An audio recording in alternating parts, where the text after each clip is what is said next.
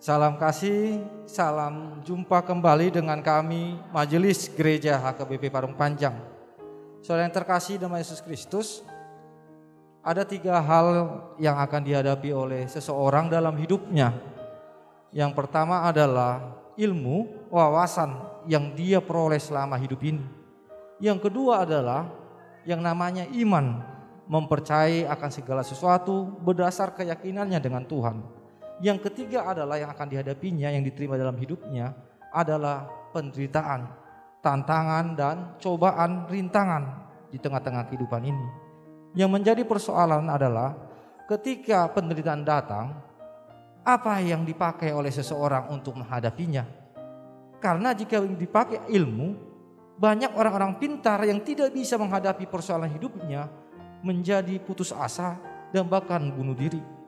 Oleh sebab itu, kita pasti semua menerima yang namanya ilmu, kepintaran. Tetapi untuk hal menghadapi yang namanya pencobaan, penderitaan, tantangan, perlu ada yang namanya iman kepada Tuhan, sehingga kita dikuatkan. Berdasarkan itulah kami membuat renungan yang akan menguatkan saudara untuk menghadapi setiap persoalan-persoalan. Dan biarlah melalui renungan ini saudara boleh menemukan jawaban-jawaban yang Tuhan berikan kepada saudara menghadapi setiap persoalan-persoalan kehidupan. Selamat menikmati renungan yang disampaikan oleh majelis gereja ini, dan biar renungan ini menjadi berkat bagi kita, bagi gereja kita juga. Amin.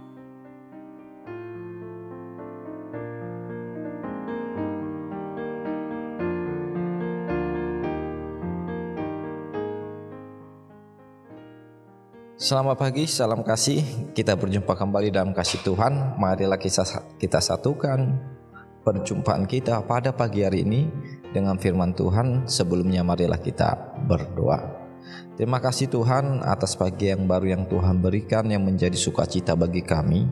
Dan biarlah firman Tuhan yang selalu mengajari kami, mengingatkan kami, agar kami menjalani aktivitas kami dengan sukacita berkat yang dari Tuhan. Terima kasih Tuhan, di dalam Kristus Yesus kami berdoa. Amin. Saudara yang terkasih, firman Tuhan yang menyapa kita tertulis dalam 1 Petrus 1 ayatnya yang ketiga. Demikianlah firman Tuhan.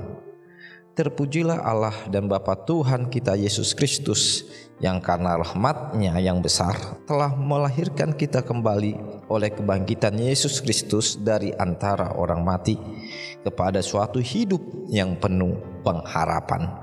Demikian firman Tuhan.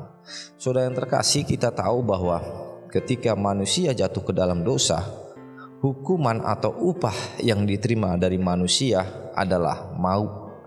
Tidak ada manusia yang dapat mengelak atau menghindari yang namanya maut, karena mautlah upah dari dosa manusia. Tetapi yang menarik, melalui Yesus Kristus, kita yang mati dibangkitkan kembali dan menjadi manusia yang baru.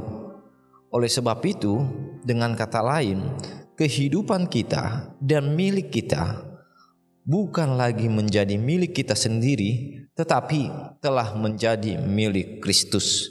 Kita hidup saat ini milik Tuhan Yesus. Oleh sebab itu, jika kita menyadari perkataan ini, kita akan berorientasi di mana hidupku bukan lagi untukku atau egosentris, tetapi hidupku adalah untuk Tuhan atau yang berpusat kepada Allah, yaitu teosentris. Oleh sebab itu, ketika kita menyadari bahwa hidup kita adalah teosentris seperti yang dikatakan oleh Petrus saat ini, berarti segala ucapan, segala perbuatan, bahkan pikiran-pikiran kita sepenuhnya menjadi milik Tuhan. Sehingga ketika kita menjalani kehidupan yang berdasarkan teosentris, kita diantarkan menuju kehidupan yang menjadi pengharapan, bukan kehampaan, bukan kesia-siaan, tetapi menjadi suatu pengharapan yang baru, pengharapan yang yakin bahwa segala sesuatu yang datang dalam hidup kita saat ini menjadi suatu hal yang menghidupkan kita.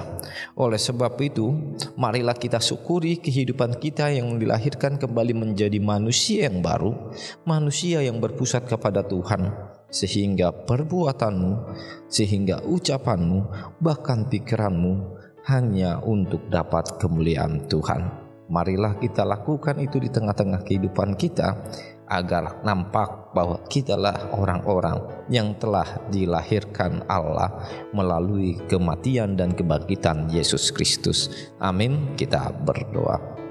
Terima kasih Tuhan atas anugerah Tuhan melalui Yesus Kristus, di mana Engkau membangkitkan kami, menghidupkan kami menjadi manusia yang baru, yang sekarang kemilikan kami semua hanya berpusat kepada Allah saja, sehingga waktu kami, perbuatan, ucapan dan pikiran kami boleh menjadi alat dan kemuliaan nama Tuhan.